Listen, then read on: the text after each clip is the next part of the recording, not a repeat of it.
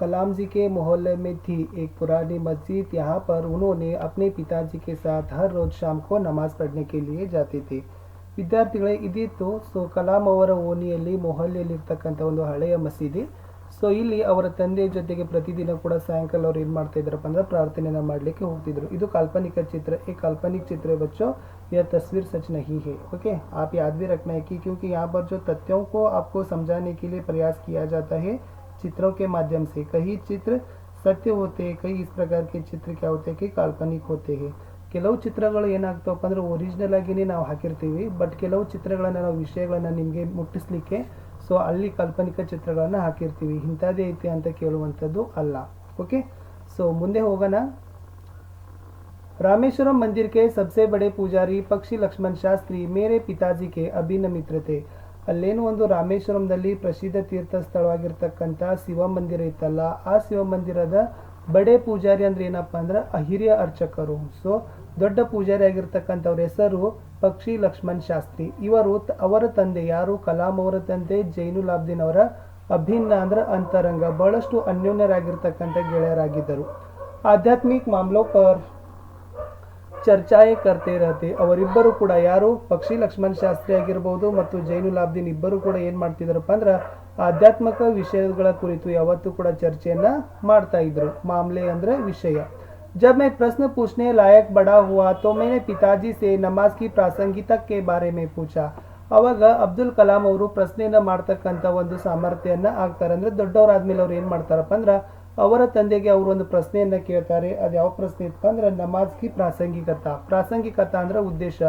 ಅಪ್ಪ, ನಮಾಜ್ ಅಂದ್ರೆ ಪ್ರಾರ್ಥನೆ. ಅಪ್ಪನ ಪ್ರತಿದಿನನೂ ಕೂಡ ನಾವು ಏನ್ ನಮಾಜ್ ಮಾಡ್ತೀವಲ್ಲ, ಈ ನಮಾಜ್ನ ಒಂದು ಉದ್ದೇಶ ಆದ್ರೆ ಏನು ಅಂತ ಏನ್ ಮಾಡ್ತಾನಪ್ಪ ಅಂದ್ರೆ ಮಗ ಕಲಾಂ ಅವರು ತಂದೆ ಜೈನುಲಾಬ್ದೀನ್ಗೆ ಪ್ರಶ್ನೆಯನ್ನ ಹಾಕ್ತಾರೆ. ಅವಾಗ ಅವ್ರು ಹೇಳ್ತಾರೆ, ಅವ್ರು ಹೇಳ್ತಾರೆ, जब तुम नमाज पढ़ते हो तो तुम अपने शरीर से इतर ब्रह्मांड का एक हिस्सा बन जाते हो. ಯಾವತ್ತೂ ನೀ ಪ್ರಾರ್ಥನೆಯನ್ನ ಮಾಡ್ತಿರಲ್ಲ, ಅವಾಗ ಪ್ರಾರ್ಥನೆಯನ್ನ ಮಾಡುವಾಗ ನಮ್ಮ ಶರೀರ ಏನಾಗತ್ತಪ್ಪ ಇತರ ಬ್ರಹ್ಮಾಂಡಕ ಅಂದ್ರೆ ಇತರ ಒಂದು ಬ್ರಹ್ಮಾಂಡದ ವಿಶ್ವದ ಒಂದು ಭಾಗವಾಗಿ ಪರಿವರ್ತನೆ ಆಗ್ತದ. ಅಷ್ಟೇ ಅಲ್ಲದೆ ಜಿಸ್ಮೆ ದೌಲತ್ ಆಯು ಜಾತಿ ಯಾ ಧರ್ಮ ಪಂಥ ಕಾ ಕೋಯಿ ಭೇದ ಭಾವ ನಹಿ ಹೋತಾ. ಅಷ್ಟೇ ಅಲ್ಲದೆ ಇದರಲ್ಲಿ ಆಸ್ತಿ ಆಗಿರ್ಬೋದು, ವಯಸ್ಸಾಗಿರ್ಬೋದು, ಜಾತಿ, ಧರ್ಮ, ಪಂಥ ಇವು ಯಾವುದರ ಒಂದು ಭೇದ ಭಾವ ಏನು ಆಗೋದಿಲ್ಲ. ಯಾವುದರಿಂದ? ನಮಾಜನ್ನ ಬೀಳೋದ್ರಿಂದ. ಇವೆರಡು ಪಾಯಿಂಟ್ಗಳನ್ನು ನೀವು ಏನು ಮಾಡಬೇಕಪ್ಪ ಅಂದ್ರೆ ನೆನಪಿನಲ್ಲಿ ಇಟ್ಕೊಳ್ಬೇಕು. ಸೊ ಇಲ್ಲಿ ಮೊದಲನೇದಾಗಿರ್ತಕ್ಕಂಥದ್ದು ಪಕ್ಷಿ ಲಕ್ಷ್ಮಣ್ ಶಾಸ್ತ್ರಿ ಮತ್ತು ಅಬ್ದುಲ್ ಕಲಾಂ ಜಿ ಅವರ ತಂದೆ ಯಾರು, ಜೈನುಲಾಬ್ದೀನ್. ಅವರಿಬ್ಬರು ಕೂಡ ಏನಾಗಿದ್ರು, ಅಂತರಂಗ ಅಭಿನ್ನ ಮಿತ್ರರಾಗಿದ್ದರು. ಇವರಿಬ್ಬರು ಕೂಡ ಯಾವತ್ತೂ ಕೂಡ ಏನ್ ಮಾಡ್ತಿದ್ರಪ್ಪ ಅಂದ್ರೆ ಆಧ್ಯಾತ್ಮಿಕ ವಿಷಯದ ಕುರಿತು ಏನ್ ಮಾಡ್ತಿದ್ರು, ಚರ್ಚೆಯನ್ನ ಮಾಡ್ತಾ ಇದ್ರು. ಆಮೇಲೆ ಇಲ್ಲಿ ಇರ್ತಕ್ಕಂಥದ್ದು ಏನಪ್ಪಾ ಅಂತಂದ್ರೆ ನಮಾಜ್. ಯಾಕಂದ್ರೆ ಪ್ರತಿದಿನನೂ ಕೂಡ ತಂದೆ ಜೊತೆ ಏನ್ ಮಾಡ್ತಿದ್ರಪ್ಪ ಅಂತಂದ್ರೆ ಕಲಾಂ ಅವರು ಸಾಯಂಕಾಲ ನಮಾಜ್ಗೆ ಹೋಗ್ತಿದ್ರು. ಆವಾಗ ಅವರು ದೊಡ್ಡವರಾದ್ಮೇಲೆ ಒಂದು ಪ್ರಶ್ನೆಯನ್ನ ಕೇಳ್ತಾರೆ ತಂದೆಗೆ, ಅಪ್ಪ ಈ ನಮಾಜ್ನ ಉದ್ದೇಶ ಆದ್ರೆ ಏನು? ಅವಾಗ ಅವ್ರ ತಂದೆಗಳನ್ನ ಹೇಳ್ತಾರೆ, जब तुम नमाज पढ़ते हो तो तुम अपने शरीर से इतर ब्रह्मांड का एक हिस्सा बन जाते हो. ಯಾವತ್ತು ನೀ ಪ್ರಾರ್ಥನೆಯನ್ನು ಮಾಡ್ತೀಯಲ್ಲ, ನಮಾಜ್ ಪಡ್ತೀವಲ್ಲ, ಅವಾಗ ನಮ್ಮ ದೇಹ ಏನಾಗ್ತದಪ್ಪ ಅಂದ್ರೆ ಇತರ ಬ್ರಹ್ಮಾಂಡದ ಒಂದು ಭಾಗ ಆಗ್ತದ. ಅಷ್ಟೇ ಅಲ್ಲದೆ ಜಿಸ್ಮೆ ದೌಲತ್ ಆಯು ಜಾತಿ ಯಾ ಧರ್ಮ ಪಂಥ ಕಾ ಕೋಯಿ ಭೇದ ಭಾವ ನಹಿ ಹೋತಾ. ಅಷ್ಟೇ ಅಲ್ಲದೆ ನಮ್ಮಲ್ಲಿ ಆಸ್ತಿ, ವಯಸ್ಸು, ಜಾತಿ, ಧರ್ಮ, ಮತ ಇದ್ಯಾವುದರ ಒಂದು ಭೇದ ಭಾವಗಳು ಕೂಡ ಆಗೋದಿಲ್ಲ ಅಂತಕ್ಕಂಥ ಎರಡು ಪಾಯಿಂಟ್ಗಳು ಈ ನಮಾಜ ಉದ್ದೇಶವನ್ನ ತಂದೆ ಜೈನುಲಾಬ್ದೀನ್ ತನ್ನ ಮಗ ಕಲಾಂ ಅವ್ರಿಗೆ ಹೇಳ್ತಾರೆ. ಅದು ಇಂಪಾರ್ಟೆಂಟ್ ಆಗಿರ್ತಕ್ಕಂಥದ್ದು. ಸೊ ಮುಂದೆ ಹೋಗೋಣ. मुझे याद है पिताजी की दिनचर्या पौ फटने के पहले ही सुबह 4 बजे ನಮಾಜ್ ಪಡ್ನೆ ಕೆ ಸಾಥ್ ಶುರು ಹೋ ಜಾತಿ ಥಿ. ಸೊ ಕಲಾಂ ಅವ್ರಿಗೆ ನೆನಪಿತ್ತು ಏನಪ್ಪಾ ಅಂದ್ರೆ ಅವರ ತಂದೆ ದಿನಚರ್ಯ ಅಂದ್ರೆ ದೈನಂದಿನ ಚಟುವಟಿಕೆಗಳು ಪೌ ಫಟ್ನೆಕೆ ಪಹಲೆ ಅಂದ್ರೆ ಬೆಳಗಾಗುವುದರ ಮೊದಲೇನೆ ಏನಾಗಿತ್ತಪ್ಪ ಅಂದ್ರೆ 4 ಗಂಟೆಗೆ ಏನೊಂದು ನಮಾಜ್ ಆಗ್ತಿತ್ತಲ್ಲ ಪ್ರಾರ್ಥನೆ, ಅದರಿಂದ ಏನಾಗ್ತಿತ್ತಪ್ಪ ಅಂದ್ರೆ ಅವರ ದಿನಚರ್ಯ ಏನಾಗ್ತಿತ್ತು, ಪ್ರಾರಂಭ ಆಗ್ತಾ ಇತ್ತು. ನಮಾಜ್ ಕೆ ಬಾದ್ ವೇ ಹಮಾರೆ ನಾರಿಯಲ್ ಕೆ ಬಾಗ್ ಜಾಯ ಕರ್ತೆ. ಸೊ ಆ 4 ಗಂಟೆ ನಮಾಜ್ ಪ್ರಾರ್ಥನೆ ಆದ ಕೂಡಲೇ ಏನಾಗ್ತದಪ್ಪ ಅಂದ್ರೆ ಅವರು ಅವರ ತೆಂಗಿನ ತೋಟಕ್ಕೆ ಹೋಗ್ತಿದ್ರು.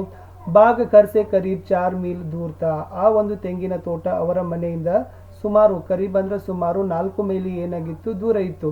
ಕರೀಬ್ ದರ್ಜನ್ ಭರ್ ನಾರಿಯಲ್ ಕಂದೆ ಪರ್ ಲಿಯೇ ಪಿತಾಜಿ ಘರ್ ಲೌಟ್ತೆ. ಅವಾಗ ಏನ್ ಮಾಡ್ತಿದ್ರಪ್ಪ ಅಂದ್ರೆ ಅವರ ಒಂದು ತೆಂಗಿನ ತೋಟದಿಂದ ಸುಮಾರು ಒಂದು 12 ದರ್ಜನ್ ಅಂದ್ರೆ 12 ತೆಂಗಿನಕಾಯಿಗಳು ಏನ್ ಮಾಡ್ತಿದ್ರು, ಅವರ ಹೆಗಲಿನ ಮೇಲಿನ ತೆಗೆದುಕೊಂಡು ಅವರ ತಂದೆ ಮನೆಗೆ ಮರಳಿ ಬರ್ತಿದ್ರು. ಅವ್ರು ಉಸ್ಕೆ ಬಾದ್ ಹಿ ಉನ್ಕಾ ನಾಸ್ತಾ ಹೋತಾ. ಅದಾದ ನಂತರ ಅವ್ರು ಏನ್ ಮಾಡ್ತಿದ್ರಪ್ಪ ಅಂದ್ರೆ ಬೆಳಗಿನ ಉಪಹಾರವನ್ನ ಸೇವಿಸ್ತಿದ್ರು. ಯಾರು? ತಂದೆ ಜೈನುಲಾಬ್ದೀನ್. ಸೊ ಇವರೇ ಏನಪ್ಪಾ ಅಂತಂದ್ರೆ ಅಬ್ದುಲ್ ಕಲಾಂಜಿ ಅವರ ತಂದೆ ಬೆಳಿಗ್ಗೆ 4 ಗಂಟೆಗೆ ಎದ್ದು ಏನು ಮಾಡ್ತಿದ್ರು, ನಮಾಜ್ಗೆ ಹೋಗ್ತಿದ್ರು. ಅವಾಗ ನಮಾಜ್ಗೆ ಹೋದ ನಂತರ ಏನು ಮಾಡ್ತಿದ್ರಪ್ಪ ಅಂತಂದ್ರೆ ಆಮೇಲೆ 4 ಮೈಲಿ ದೂರದಲ್ಲಿ ಇರ್ತಕ್ಕಂಥ ತೆಂಗಿನ ತೋಟಕ್ಕೆ ಹೋಗಿ ಸುಮಾರು ಒಂದು ಡಜನ್ ಆಗಿರ್ತಕ್ಕಂಥ ತೆಂಗಿನಕಾಯಿಗಳನ್ನು ಹೆಗಲ ಮೇಲೆ ತೆಗೆದುಕೊಂಡು ಮನೆಗೆ ಬಂದ ನಂತರನೇ ಉಪಹಾರವನ್ನು ಅವ್ರು ಏನು ಮಾಡ್ತಿದ್ರು, ಬೆಳಗಿನ ಉಪಹಾರವನ್ನು ಸೇವನೆಯನ್ನ ಮಾಡ್ತಾ ಇದ್ರು. मैंने अपनी विज्ञान एवं प्रौद्योगिकी की सारी जिंदगी में पिताजी की बातों का अनुसरण करने की कोशिश की है. ಮುಂದೆ ಅವರ ಆತ್ಮಕಥೆಯಲ್ಲಿ ಹೇಳ್ತಾರೆ, ಅವರ ಪ್ರೌದ್ಯೋಗಿಕಿ ಅಂದ್ರೆ ತಂತ್ರಜ್ಞಾನ, ಟೆಕ್ನಾಲಜಿ, ಅವರ ವಿಜ್ಞಾನ ಮತ್ತು ತಂತ್ರಜ್ಞಾನದಲ್ಲಿ ಏನಾಗದಪ್ಪ ಅಂತಂದ್ರೆ ಸಾರಿ ಜಿಂದಗಿ ಮೇ, ಆ ವಿಜ್ಞಾನ ಮತ್ತು ತಂತ್ರಜ್ಞಾನದ ಸಂಪೂರ್ಣ ಜೀವನದಲ್ಲಿ ಕಲಾಂ ಅವರ ತಂದೆ ಜೈನುಲಾಬ್ದೀನ್ ಅವರ ಮಾತುಗಳನ್ನ ಅನುಕರಣೆಯನ್ನ ಮಾಡಲಿಕ್ಕೆ ಪ್ರಯತ್ನವನ್ನ ಮಾಡಿದ್ದಾರೆ. मैंने उन बुनियादी सत्यों को समझने का भरसक प्रयास किया है. ಅವರು ಬುನಿಯಾದಿ ಅಂದ್ರೆ ಏನಪ್ಪಾ ಅಂದ್ರೆ ಸುಮಾರಾಗಿರ್ತಕ್ಕಂಥ ನೈಜ ಘಟನೆಗಳನ್ನ, ವಾಸ್ತವಿಕತೆಗಳನ್ನ ತಿಳಿದುಕೊಳ್ಳಲಿಕ್ಕೆ ತುಂಬಾನೇ ಪ್ರಯತ್ನವನ್ನ ಪಟ್ಟಿದ್ದಾರೆ. कि ऐसी कोई दैवी शक्ति जरूर है जो हमें भ्रम, दुख, विषाद और सफलता से छुटकारा दिलाती है. ಸೊ ಅವರು ಈ ಒಂದು ಸತ್ಯಗಳನ್ನು ತಿಳಿದುಕೊಳ್ಳಲಿಕ್ಕೆ ಪ್ರಯತ್ನವನ್ನು ಮಾಡಿದ್ದಾರೆ. ಯಾವುದಾದ್ರೂ ದೈವಿ ಶಕ್ತಿ ಇರಬಹುದು, ದೇವರ ಶಕ್ತಿ ಇರಬಹುದು, ಅದು ಅವಶ್ಯಕವಾಗಿ ನಮ್ಮಲ್ಲಿರ್ತಕ್ಕಂಥ ಭ್ರಮೆಗಳಾಗಿರ್ಬಹುದು, ದುಃಖ, ನಮ್ಮಲ್ಲಿರ್ತಕ್ಕಂಥ ವಿಷಾದ ಮತ್ತು ಅಸಫಲತೆಗಳನ್ನ ತೊಲಗ ಹಾಕ್ತಕ್ಕಂಥ ಶಕ್ತಿ ಅದು ಅವಶ್ಯವಾಗಿ ಕೊಡ್ತದ. ತಥಾ ಸಹಿ ರಾಸ್ತಾ ದಿಖಾತಿ, ಅಷ್ಟೇ ಅಲ್ಲದೆ ಆ ದೇವಶಕ್ತಿ ಏನ್ ಮಾಡ್ತದಪ್ಪ ಅಂದ್ರೆ ಸರಿಯಾದ ಹಾದಿಯಲ್ಲಿ ಒಯ್ತದ ಅಂತಕ್ಕಂಥ ಒಂದು ತಂದೆಯ ಮೇಲೆ ಇರ್ತಕ್ಕಂಥ ಮಾತುಗಳ ನಂಬಿಕೆಗಳ ಮೇಲೆ ತುಂಬಾನೇ ಅವ್ರು ಏನ್ ಮಾಡಿದ್ರಪ್ಪ ಅಂತಂದ್ರೆ ಒಂದು ಇದನ್ನ ಇಟ್ಕೊಂಡಿದ್ರು, ನಂಬಿಕೆಯನ್ನ ಇಟ್ಕೊಂಡಿದ್ರು, ನಂಬಿಕೆಗಸ್ತರಾಗಿದ್ದರು. ಸೊ ಮುಂದೆ ಇದೆ, जब पिताजी ने लकड़ी की नौकाएं बनाने का काम शुरू किया उस समय मैं 6 साल का था. ಅವರ ತಂದೆ ಜೈನುಲ್ ಆಬ್ದೀನ್ ಅವರು ಕಟ್ಟಿಗೆಯಿಂದ ಈ ನಾವುಗಳನ್ನ, ಏನು ದೋಣಿಗಳನ್ನ ಕಟ್ತಕ್ಕಂಥ ಕೆಲಸವನ್ನು ಏನ್ ಮಾಡ್ತಾರಪ್ಪ ಅಂದ್ರೆ ಪ್ರಾರಂಭವನ್ನ ಮಾಡ್ತಾರೆ. ಅವಾಗ ಆ ಕಲಾಂ ಅವರ ವಯಸ್ಸು ಎಷ್ಟಿತ್ತಪ್ಪ ಅಂದ್ರೆ ಕೇವಲ 6 ಸಾಲ್, 6 ವರ್ಷದವರು ಇದ್ರು. ये नौकाएं तीर्थयात्रियों को रामेश्वरम से धनुषकोडी सेतु ककराई भी कहा जाता है तक लाने ले जाने के काम आती थी.